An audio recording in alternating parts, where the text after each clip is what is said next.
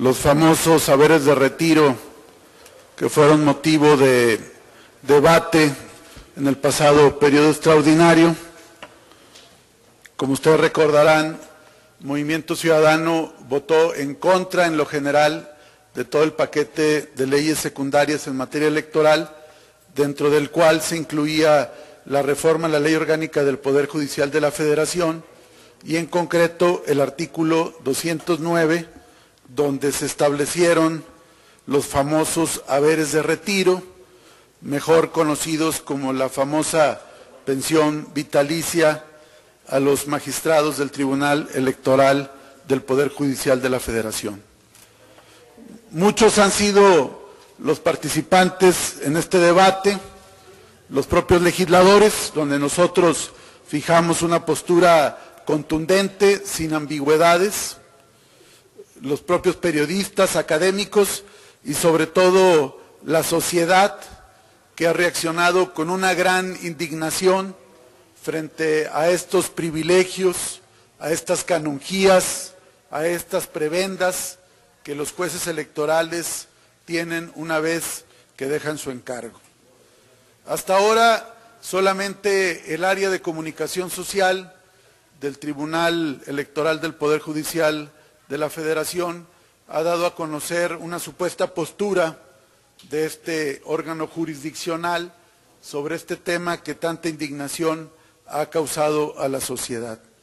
Sin embargo, nosotros queremos que sean directamente los magistrados de la Sala Superior del Tribunal Electoral del Poder Judicial, encabezados por su presidente, quienes en una postura institucional, como parte de un amplio debate entre el Congreso y la sociedad, expliquen su postura sin ningún ambaje ni distracción sobre los alcances de este haber de retiro, sobre la naturaleza del mismo, y por eso invitamos a los propios magistrados para que directamente proporcionen la postura institucional sobre el tema en cuestión, a fin de que generen una sociedad mejor y mayor informada. Nosotros además creemos que este tema de los haberes de retiro, las pensiones o como eufemísticamente les llamen, debe ser parte de toda una revisión a los haberes o pensiones de las que gozan altos funcionarios cuando dejan su cargo, empezando por los expresidentes de la República. Nos parece que en una sociedad empobrecida, con tantas carencias, en una economía en declive y en recesión como la que vivimos, este tipo de beneficios generan una gran indignación en la sociedad. Pero por eso queremos escuchar la postura directa de quienes han sido señalados por la opinión pública sobre este tema. Asimismo, y por último, como segundo tema, en estos momentos está reunido el presidente de la Comisión Nacional de los Derechos Humanos, Raúl Plasencia Villanueva, con los integrantes de la Comisión de Derechos Humanos del Senado de la República.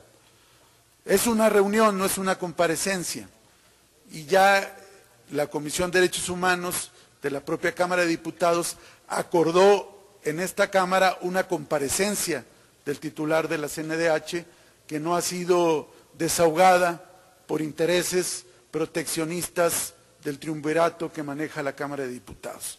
Nosotros creemos que es tiempo ya que Raúl Plasencia responda a la sociedad sobre diferentes aspectos de los cuales no ha dado respuesta, empezando por la actitud omisa, negligente de la CNDH en el caso de la matanza de los 72 migrantes en San Fernando, Tamaulipas, pero que también informe sobre su actuación en la recomendación que emitió contra la UNAM, que informe también por qué sobre temas relevantes para los derechos humanos no ha habido un pronunciamiento del Ombudsman Nacional, como son las leyes que restringen derechos y libertades, como la que se aprobó en Chiapas, la que se aprobó en Quintana Roo, y la tentativa también en esta Cámara de frenar las movilizaciones en el Distrito Federal. De todo eso hasta ahora Raúl Plasencia ha sido omiso.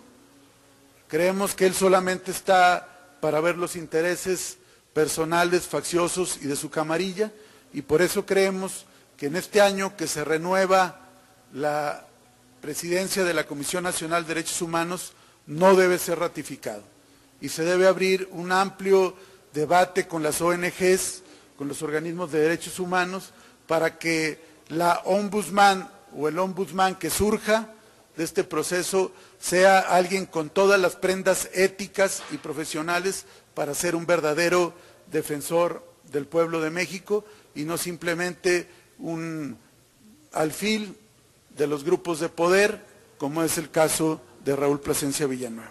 Es básicamente lo que queríamos comentar, el tema de los saberes de retiro y el tema del presidente de la Comisión de Derechos Humanos. Estamos a la orden. Preguntarte si le harían un respetuoso llamado a los magistrados para que vinieran aquí a la Cámara, por lo menos el titular, para que platicaran con ustedes realmente a ver que si están en contra o a favor de esta. A ver, pues ellos han manifestado que sí se lo merecen porque 2 años no van a poder ejercer su profesión, bueno, en lo que están ahorita. Y la segunda es tu opinión en torno a esta ruta que ya se trazó para la discusión o el análisis de la reforma energética y que muy probablemente antes de que concluya junio, pues ya se estaría aprobando. ¿Ustedes están de acuerdo con esto o no? Bueno, de los magistrados sí sería muy sano que vinieran los magistrados del Tribunal Electoral del Poder Judicial de la Federación a explicar este tema sin ninguna reticencia y sin ambajes, porque de algún modo están, como dice el refrán, ¿a quién le dan pan que llore? Y queremos ver si ellos directamente fueron los promotores de esta modificación que fue operada a través del jefe de la Oficina de los Pinos con la complacencia de los partidos del pacto, pero finalmente queremos ver si detrás de esta motivación, como se ha señalado, efectivamente están los magistrados, que expliquen también por qué uno de ellos dijo que era para evitar la corrupción. Nos parece que esta es una afirmación muy grave, porque hasta ahora no ha habido haber de retiro, entonces quiere decir que sí hay corrupción, o sea, es lo que nosotros nos preguntaríamos. Por otro lado, en cuanto a la ruta, nos parece un ejercicio incompleto, que no responde a un verdadero debate democrático. Nosotros reivindicamos lo que dijo el cineasta Cuarón, de que tienen que ser debates transmitidos en cadena nacional, con la mayor difusión, con todas las voces, porque hasta ahora este tipo de deliberaciones se concretan al mayoriteo de los partidos del pacto en el seno de las comisiones. Entonces realmente es una simulación y a nosotros nos parece muy grave lo que viene en la legislación secundaria en materia energética, las amplias facultades que se le están otorgando a la Secretaría de Hacienda y Crédito Público para que defina montos, regalías y demás en los contratos de utilidad, de producción y en las licencias. Es un tema muy grave que tiene que ventilarse abiertamente porque el único que está perdiendo con todo esto es el país. Los ingresos fiscales van a mermar, la renta petrolera se va a compartir, no va a haber una verdadera auditoría a los entes privados que auditen. Y por otro lado, por ejemplo, en el tema del Fondo Mexicano del Petróleo, poco se ha comentado que el auditor externo que va a verificar el funcionamiento de este fondo es el mismo auditor externo del Banco de México, según el artículo 50 de esta iniciativa. Y este auditor es a su vez propuesto por la Secretaría de Hacienda y Crédito Público y ratificado por la Comisión de Vigilancia de la Contaduría de la Auditoría Superior de la Federación. Y hasta ahora no ha habido este nombramiento y es una figura clave en la revisión de los manejos de este fondo tan relevante. Por eso nos parece que es un ejercicio de simulación la ruta que están planteando para esta discusión. Diputado, buenos días. para preguntarle sobre este tema, más o menos qué cantidad económica es la que va a manejar este fondo, de este último punto del que usted está hablando. Y por otra parte, ¿nos podría decir en qué fecha se va a presentar el titular de la Comisión Nacional de los Derechos Humanos y bajo qué tema lo van a citar a comparecer? Y por último, acerca de... Bueno, estos dos temas, por favor. Bueno, empiezo por lo último. Desde varias semanas antes de que concluyera el periodo ordinario de sesiones, la Comisión de Derechos Humanos de la Cámara acordó la comparecencia del titular de Derechos Humanos. Sin embargo, por una traba burocrática, política más que otra cosa, esto se remite a la mesa directiva de la Cámara en conjunto con la Jucopo en una conferencia que establece la propia reglamentación y ellos son los que deben agendar la fecha. Lo que hemos visto es que se ha estado dilatando para que no venga el titular de Derechos Humanos a comparecer. Hay un ánimo de protección, porque evidentemente hay muchos temas de los cuales no va a dar respuesta, como hoy lo vamos a ver en el Senado de la República.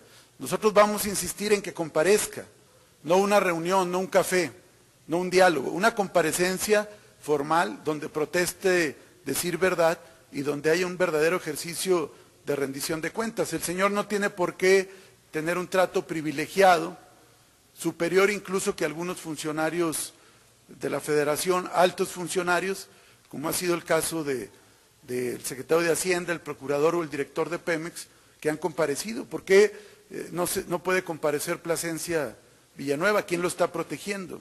Nosotros vamos a insistir decididamente en este tema.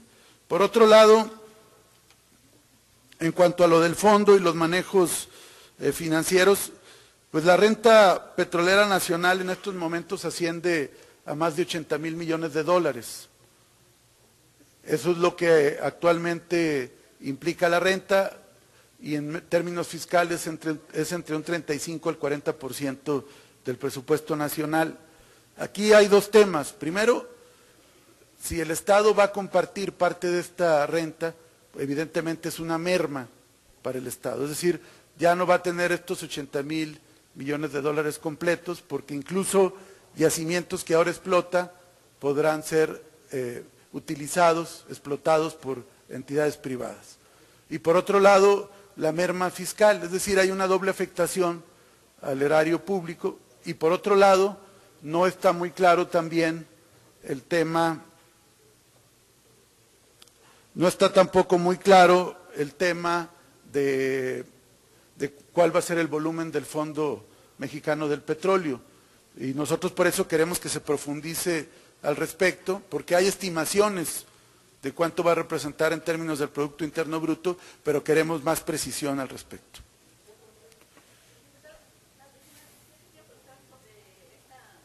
La invitación que le harían a los magistrados, ¿qué medio utilizarían? ¿Sería una carta de Movimiento Ciudadano a través de la Junta de Coordinación o cómo les harían la invitación a los magistrados?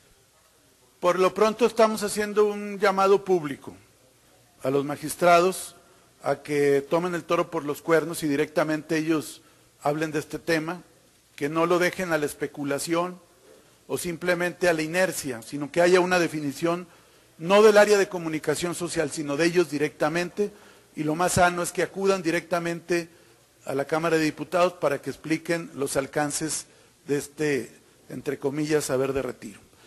Por un lado estamos haciendo este llamado y desde luego que de no encontrar eco, haríamos otro tipo de gestiones, ya directamente a través de un documento dirigido a la Junta de Coordinación Política y otro dirigido directamente a los magistrados.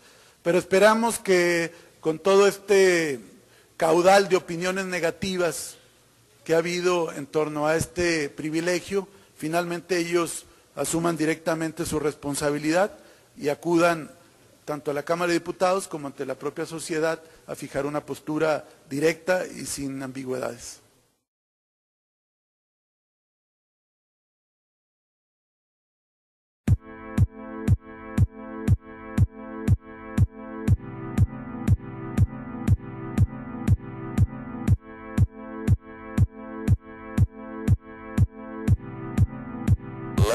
1. Jump in time.